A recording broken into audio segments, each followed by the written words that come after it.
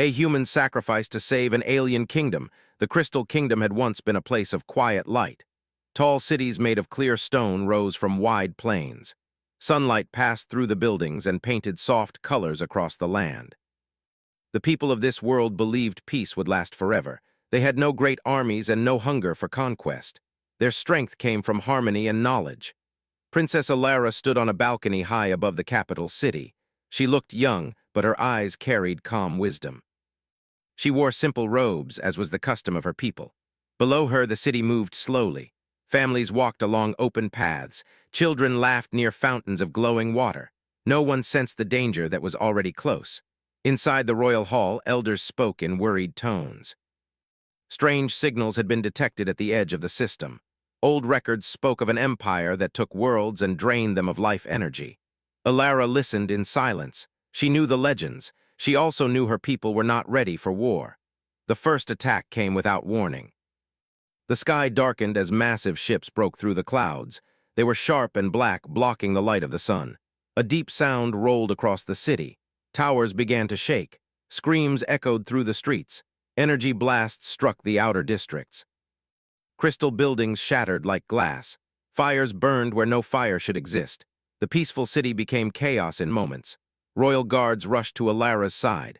Their leader, a tall alien named Saren, spoke with urgency. "The city is lost. We must move now." Alara felt fear rise in her chest, but she did not freeze. She nodded and followed. As they moved through hidden halls beneath the palace, Alara heard the sounds of destruction above. Each step felt heavier than the last. She knew that once she left, she might never see her home again. Far above the planet, a human exploration ship entered the system by accident. The crew had been mapping unknown space. Sudden interference filled their screens. Alarms rang loudly. Ethan Brooks grabbed the control rail as the ship shook. "What is happening?" he shouted. Systems failed one by one. Before anyone could answer, a blast from the invading fleet struck the ship.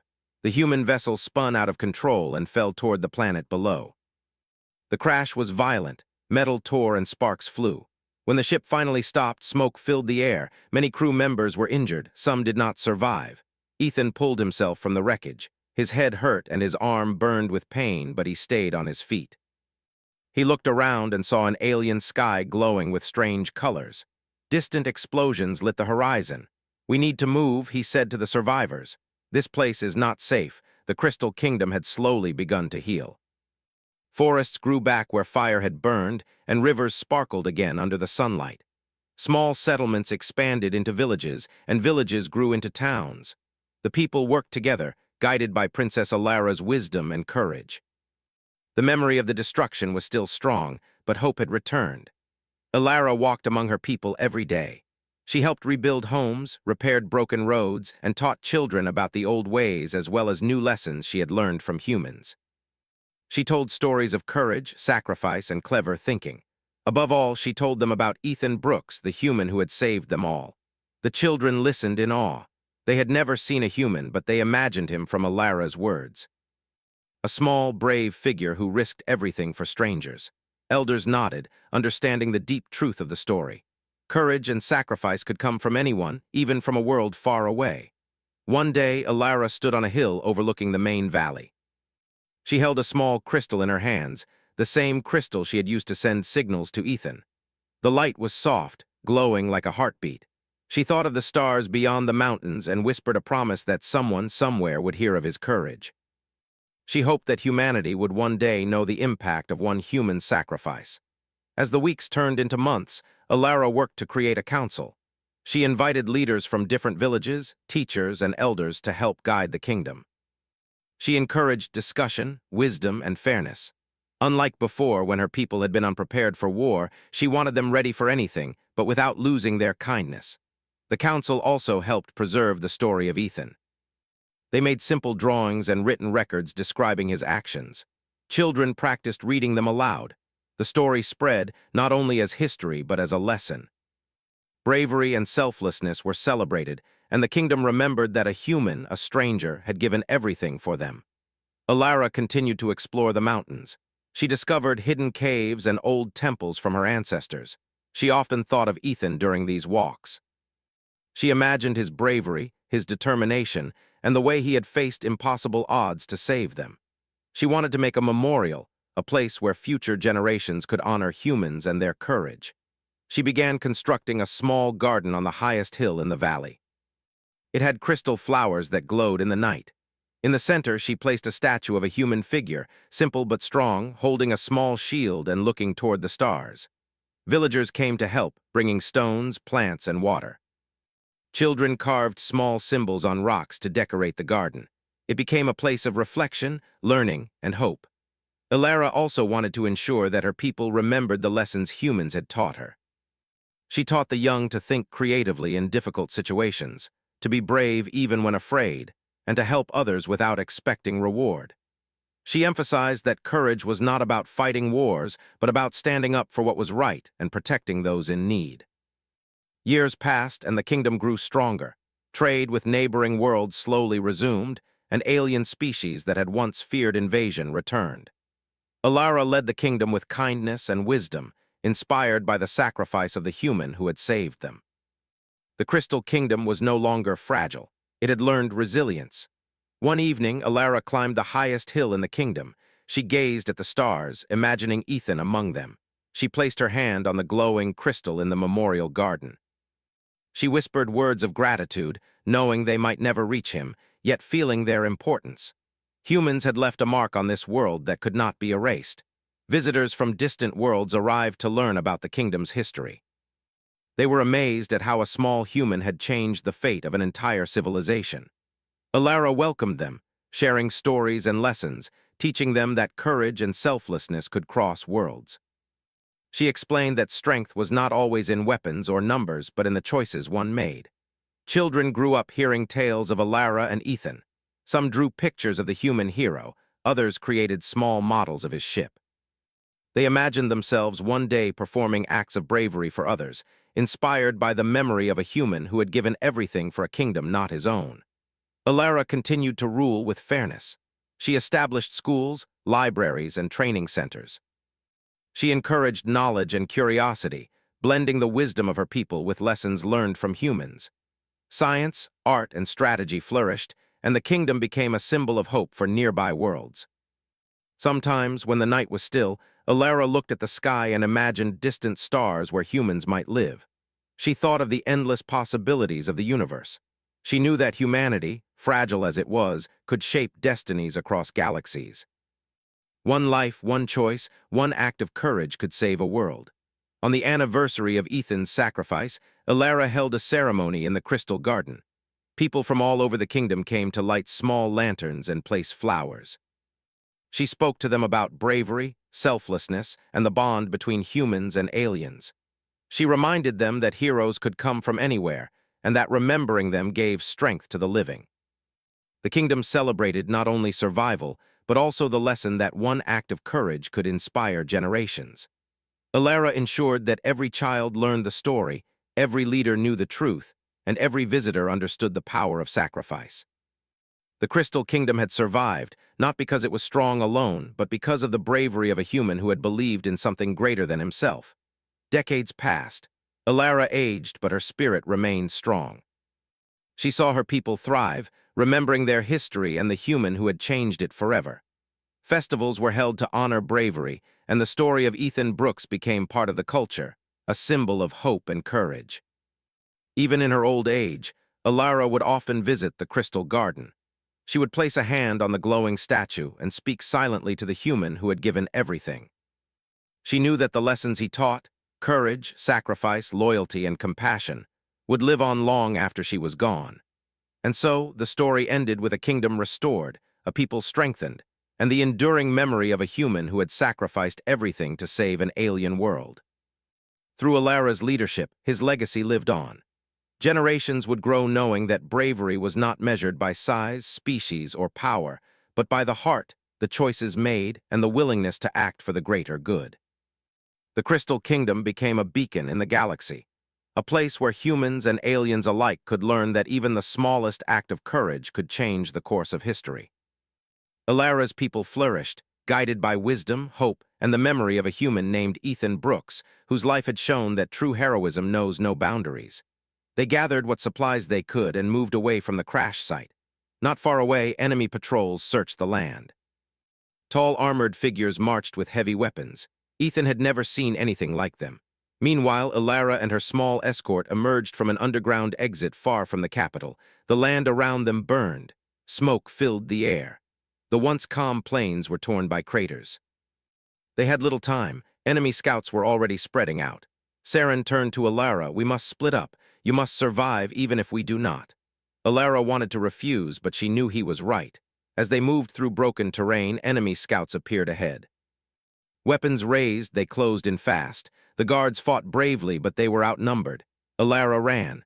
Fear pushed her forward. She tripped and fell behind a ridge of stone. Footsteps came closer. She pressed herself against the ground, trying not to breathe. At the same moment, Ethan and two crew members moved through the same area, unaware of the princess nearby. Enemy scouts spotted them first. Weapons fired, forcing Ethan to take cover. During the fight, Ethan noticed movement behind the ridge. He saw Ilara, frightened and unarmed. Without thinking, he ran toward her. "Get down," he shouted, though she could not understand his words. Ethan used a small explosive to create a distraction. The blast sent dust into the air. In the confusion, he grabbed Ilara and pulled her away from the fight. The surviving human crew member followed close behind. They ran until their lungs burned. Only when the sounds of battle faded did Ethan stop. He looked at Ilara carefully. She was clearly not human. Her skin shimmered softly and her eyes reflected light in strange ways. Ilara looked at him with fear and confusion. She did not understand his speech, but she sensed his intent. He had saved her. Ethan raised his hands slowly, trying to appear calm. "It's okay," he said gently. "We won't hurt you." Ilara studied his face. His eyes showed concern, not threat. Slowly, she nodded. Not long after, the last human crew member collapsed from injuries. He could not continue. Before dying, he told Ethan to survive and tell humanity what happened. Ethan buried him beneath stones and stood in silence. Now he was alone on an alien world, responsible for someone he did not know. As night fell, the distant city burned. Ilara watched the glow from the horizon. Tears formed in her eyes. She had lost everything in a single day. Ethan sat nearby, cleaning his weapon and checking supplies. He did not know who she was, but he knew one thing: leaving her alone would be wrong. The stars slowly appeared above them. Two survivors from different worlds, brought together by war, sat in quiet darkness. The fate of a kingdom now rested on a fragile connection between a fallen princess and a human who refused to walk away. The night on the alien world was cold and silent. The fires from the distant city still glowed on the horizon, but the sounds of battle had faded. Ethan Brooks stayed awake while Ilara rested nearby. He did not know how to speak with her, but he watched over her all the same. When morning came, pale light spread across the land. The plains were damaged and broken. Crystal plants lay shattered, and the ground showed signs of heavy fighting. Ilara stood and looked toward the capital one last time. Her home was gone. She placed a hand on her chest, a quiet sign of grief. Ethan noticed her pain even without words. He offered her a small piece of food from his pack.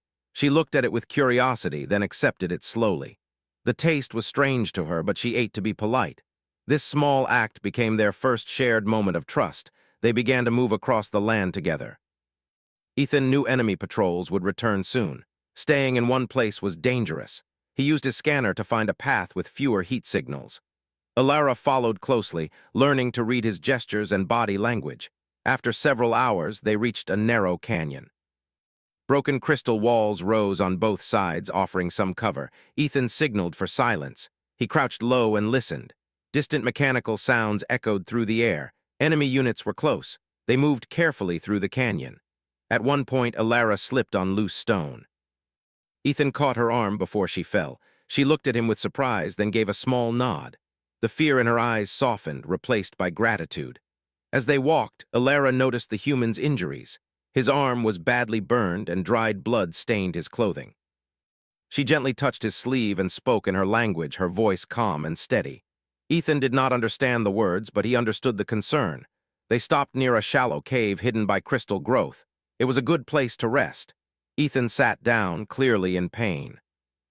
Ilara knelt beside him and removed a small device from her robe. It glowed softly. Ethan tensed, unsure of her intent. Ilara moved slowly, showing him what she was doing.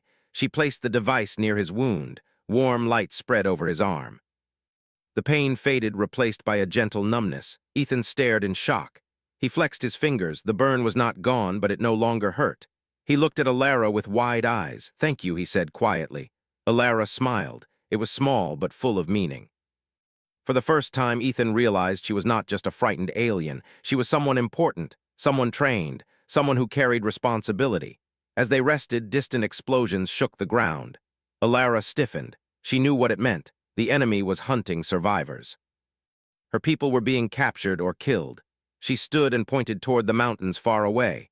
Then she placed her hand over her heart and bowed her head slightly. Ethan understood enough. She needed to reach someone, or somewhere. Ethan thought of his crew. They were gone. His mission was over. There was nothing waiting for him except empty space and a long report that might never be heard. He looked at Alara and nodded. "Okay," he said. "We'll go." Their journey grew harder as the day passed. Enemy patrols appeared more often. Once they hid beneath shattered crystal while heavy units marched past. Alara's breathing grew shallow, but she did not panic. During another close call, Ethan used a small drone to distract enemy sensors. The device flew away, drawing fire. It exploded in the distance. Alara watched in awe. She had never seen such simple but clever tools. As they moved, Alara began to teach Ethan simple words using gestures and sounds. She pointed to herself and said, "Alara." She pointed to him and waited. Ethan tapped his chest. "Ethan." She repeated it slowly, smiling when she got it right. By nightfall, they reached the edge of a ruined settlement. It had once been a small trade outpost. Now it was empty and broken. Still, it offered shelter and materials. Ethan searched the area and found parts that could be useful: broken power cells, damaged panels. Alara watched closely. She began to see how humans used what little they had. Inside one ruined building, Alara found a hidden message crystal. She activated it and an image appeared. It showed elders from her world speaking urgently. They spoke of a safe group of refugees hiding beyond the northern mountains. They also spoke of a ship hidden long ago, one that could still fly. Alara's hands trembled. Hope and fear mixed inside her. This was her chance. But the journey would be dangerous. She showed the image to Ethan. He did not understand the words, but he understood her expression. Something important waited ahead. That night, as they rested, Alara watched Ethan clean his gear. She noticed the care he took, the quiet focus. Humans were not strong like many species, but they endured. She realized then that this human had saved her without knowing who she was, not for reward, not for power. Simply because it was right. Ethan, meanwhile, thought about the strange turn his life had taken. He had joined the exploration fleet to see new worlds, not to fight wars. Yet here he was, helping a princess from another world escape an invading empire. As days passed, their bond grew stronger. Words were few, but trust filled the silence. Alara learned that humans faced fear by moving forward. Ethan learned that leadership could exist without force. One evening, as they watched strange stars rise, enemy ships passed overhead. Alara's body tensed. Ethan placed a hand on the ground, signaling stillness. They waited until the ships moved on. Afterward, Alara reached out and placed her hand over Ethan's. It was a simple gesture, but full of meaning. She was no longer alone. Their journey toward the mountains continued. Behind them, the Crystal Kingdom burned. Ahead of them lay danger, hope, and a fate neither of them yet understood. Part 2 ended with two worlds walking side by side, bound by chance, trust, and the first sparks of sacrifice's journey toward the northern mountains was long and hard. The plains between the ruined capital and the mountains were filled with broken land, burned forests, and scattered remnants of the enemy's attacks. Alara and Ethan moved carefully, avoiding open spaces and keeping to narrow paths where they could hide. Each day brought new dangers. Small enemy patrols searched the plains, looking for survivors. Once, Alara spotted a group of scouts approaching from a ridge. She froze, unsure what to do. Ethan crouched beside her and pointed toward a narrow crevice in the ground. They slipped inside just before the patrol passed. Alara learned that humans often used quick thinking and stealth, not only strength, to survive. As they continued, Ethan used parts from the ruined settlements to make simple tools and devices. He fashioned a small signaling device to warn them of approaching enemies. He also repaired an old alien scanner, which helped them detect patrols from a distance. Alara watched closely, fascinated. She had never seen technology used in this way before. She began to help, offering advice based on her knowledge of alien energy sources. Together, they became a small, efficient team. During one night, they camped in a hidden valley. The stars reflected in a small lake, and for a moment, the world seemed peaceful. Alara took the opportunity to tell Ethan about her people. She gestured to herself, then to the stars, and made small motions that suggested harmony and peace. Ethan nodded, trying to understand. Words were not needed. They shared ideas through gestures, expressions, and the quiet understanding that came from shared danger. As the days passed, their path led them into a dense forest near the mountains. Trees with crystalline leaves towered over them, making the forest dark even in daylight. The air was strange, filled with the scent of alien plants. Alara moved carefully, stepping lightly so as not to disturb the forest. Ethan followed, learning from her caution. Then the first serious attack in their journey occurred. Enemy forces had found their trail. A large patrol, more organized than before, blocked their path. Weapons glowed and energy blasts lit the dark forest. Alara froze in fear. Ethan grabbed her hand. "Move," he said, pointing toward a narrow passage in the trees. They ran together. The enemy was fast, but Ethan used a trick. He rolled behind a fallen tree and launched a small device he had prepared days before. It created a loud explosion and a cloud of smoke. The enemy paused, confused, giving them enough time to escape. Alara looked at him with wide eyes. Humans, she realized, could turn even small things into powerful tools. After the attack, they found shelter in a hidden cave near a river. The cave was damp and dark, but safe. Alara tended to minor injuries she had learned to treat with her alien knowledge. Ethan, in turn, shared simple food he had brought along. They began to understand each other more with every passing day. During their rest, Alara activated the crystal message again. The elders spoke urgently. The refugee colony was still intact, but enemy forces were approaching from a different direction. Alara's people could be captured if she did not reach them quickly. She looked at Ethan. They had to move faster, but the journey would be dangerous. Ethan nodded. He understood without words. They would find a way. They could not fail. Together, they moved out at dawn, taking the river path toward the mountains. The river flowed swiftly, and they had to cross in several places. Ethan carried Alara across slippery rocks and shallow streams, careful not to let her fall. Her trust in him grew with every step. As they approached the lower slopes of the mountains, they saw signs of enemy activity. Burnt trees and tracks in the ground marked the path. The enemy was closing in, moving faster than they expected. Alara's heart raced. She realized the humans' speed and cleverness could only take them so far. They might have to fight. One evening, while hiding in a small cave, Alara asked Ethan about his people. She gestured to the stars, pointing at shapes and patterns in the sky, and then to him. Ethan understood and told her, using simple words, that humans were many and diverse. Some were strong, some weak, some brave, some cautious. He emphasized that courage was not about size or power. It was about choice. Alara nodded. She had seen that in him. He had chosen to protect her when it was easier to run. She realized that humans could be small and fragile, yet capable of great strength through courage and sacrifice. The next day, as they climbed the mountain paths, they encountered a small enemy outpost. A group of scouts guarded a supply point. Alara froze. The humans she had read about in legends fought bravely, but they rarely had the weapons to face organized forces directly. Ethan quickly assessed the situation. He spotted a loose rock above the path. He whispered instructions to Alara, pointing to the rock and showing how to use it. Alara hesitated, then used her knowledge of the environment. She carefully pushed the rock to fall near the guards, creating noise and confusion. The guards rushed to investigate, giving Ethan and Alara the chance to slip past. Alara looked at him with amazement. Humans could think and act in ways that were unpredictable. This unpredictability was their strength. As night fell, they reached a plateau overlooking the valley where the refugee colony was hidden. The lights of small settlements flickered in the distance. Alara felt a surge of hope. She had nearly given up, thinking all her people were lost. Now she could see that some had survived, but the enemy was close. Patrols moved across the valley, searching. Ethan studied the layout. He realized they could not approach directly without risking capture. He suggested a detour along the cliffs, which would be dangerous but faster. Alara agreed. She trusted him completely now. They climbed the rocky slopes, careful with every step. Along the cliffs, they found a hidden passage.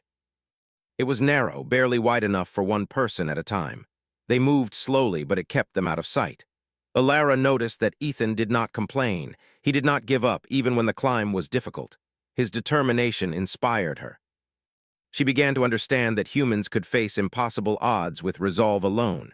After several hours, they reached a high point above the colony. Alara used a small crystal from her robe to send a signal. A soft light glowed, indicating her presence to the hidden colony below. Distant figures saw it and responded with a similar glow. She smiled. Her people were safe, at least for now. Ethan looked at the approaching enemy. The forces were large and well-armed. He realized that staying near the colony would put the refugees at great risk. He explained to Alara, using gestures and simple words, that they had to draw the enemy away. Alara understood. She had read stories of sacrifice among humans. She nodded silently. They planned the next move. Ethan would create a diversion using what little technology and weapons they had. Alara would lead the refugees to a safer location beyond the mountains. Both knew the risk, both knew the cost, yet neither hesitated. Before dawn, Ethan set out alone, taking a small ship hidden in the cliffs. Alara watched from above, her heart heavy. She wanted to stop him, but she knew he had made the choice that could save her people. She whispered a silent prayer for his safety. As Ethan's ship moved toward the enemy fleet, he activated small devices that disrupted sensors and weapons. Explosions and signals created confusion. The enemy ships changed course, following him away from the colony. He pushed the ship to its limits, knowing the risk of destruction. Alara led the refugees through the hidden paths she knew from her childhood. Families, children, and elders moved silently. They reached the safety of dense forests beyond the mountains. She looked back once, hoping to see Ethan's ship return, but only saw smoke in the distance. The night was quiet as Alara and the refugees settled in the forest. Hope and fear mixed together. Alara knew the price of survival. She understood that humans could give everything for others, even if it meant never returning. Part 3 ended with Ethan alone, racing against impossible odds to protect a world not his own. And Alara, carrying the burden of her people, realizing that courage and sacrifice could bridge the gap between species. This is a full 1,600-word version of Part 3 in simple, basic English. If you want, I can continue with Part 4 next, showing Ethan's sacrifice and Alara's leadership. Do you want me to do that? The morning light broke over the forest, casting pale rays on the refugee camp. Alara moved quietly among her people. Families were tired but safe. Children played softly near small streams, and elders whispered prayers of gratitude. The princess' heart was heavy. She knew the enemy would return. She also knew that the humans' help had given them this chance. Ethan's courage had created a path for them, but she had not seen him since he left. She walked to the edge of the camp and looked toward the mountains. Smoke still rose from the distant valley where the enemy had pursued Ethan. She could only hope he had survived. Her people had made it to safety, but at what cost? Alara gathered a small group of trusted guides and prepared them to move deeper into the forest. The enemy would search the main paths, so she needed secret routes. She studied old maps in her memory, routes known only to her people. Every step forward was slow but necessary. Meanwhile, Ethan's journey through space was filled with danger. The enemy fleet had followed him, and their weapons were powerful. His small ship shook with each hit. Alarms rang constantly, but Ethan focused. He had to distract them long enough for Alara and the refugees to reach safety. He used every trick he had learned. Sudden bursts of speed, false signals, and small explosives kept the enemy confused. One by one, their ships tried to surround him, but he dodged and maneuvered, using narrow asteroid fields and abandoned satellites for cover. He thought of Alara and the people she protected. He could not fail. As the chase continued, Ethan realized his ship would not hold much longer. Energy levels were low, shields were weak, and the engines were near failure. Still, he pressed on, knowing the enemy would follow unless he stopped them. He set a plan in motion. He would lead the enemy into the heart of a dangerous asteroid belt. It was risky, but it was the only way to draw them away from the refugees. Alara, traveling with the people, felt the tension in the air. Strange movements in the forest and distant lights from enemy ships reminded her that danger had not passed. She taught her people to move quietly, to trust the paths, and to help each other. The lessons she had learned from humans were clear. Courage, quick thinking, and selflessness mattered as much as strength. Back in space, Ethan navigated the asteroid belt. Massive rocks loomed on all sides. Any mistake could destroy his ship. The enemy ships followed, confident they could catch him. He led them deeper, weaving between rocks and using debris to hide his movements. Explosions and small collisions slowed the enemy, forcing them to divide their forces. Ethan's heart pounded. He knew he might not survive. He thought of Alara and the people who depended on him. He thought of his own world far away and of the humans he had left behind. Sacrifice was part of courage, he realized. Without it, no one could save others. He activated the final device, a small energy pulse that would overload the lead enemy ship. The pulse spread quickly, striking the command vessel. Alarms rang throughout the fleet. The ship exploded in a bright flash, sending shockwaves through the asteroid field. Enemy ships were scattered, damaged, or destroyed. Ethan's ship was caught in the shock. It broke apart, sending pieces into space. Alara, watching the distant light from the mountains, felt a sudden glow in the sky. She knew what it meant. Her eyes filled with tears. Ethan had done what was needed. He had sacrificed himself to save them. She called her people together. Families held children close. Elders prayed. The princess spoke softly, even though the humans could not hear her words. She told her people that courage could come from anywhere. A human had given everything for their survival. A single life had changed the fate of an entire kingdom. Moving deeper into the forest, Alara guided her people along hidden paths. They found small clearings and natural shelters. Water was available and food could be gathered.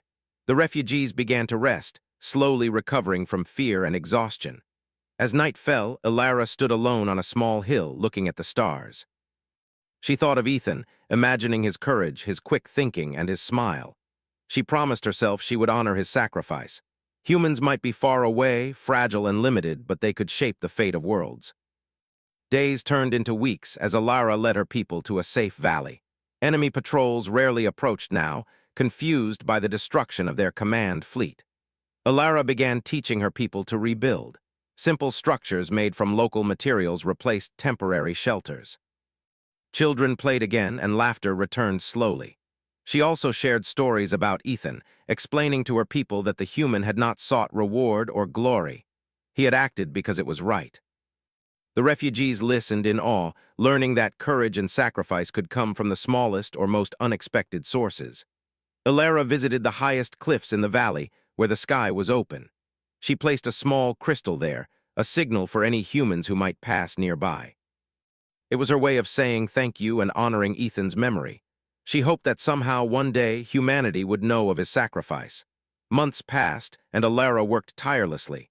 She organized her people, teaching them skills they had forgotten. She shared knowledge from her elders and lessons she had learned from Ethan. Slowly, the kingdom's culture returned, stronger and wiser. She emphasized courage, clever thinking, and compassion. Humans had taught her that power alone was not enough. One evening, Alara walked among the restored villages.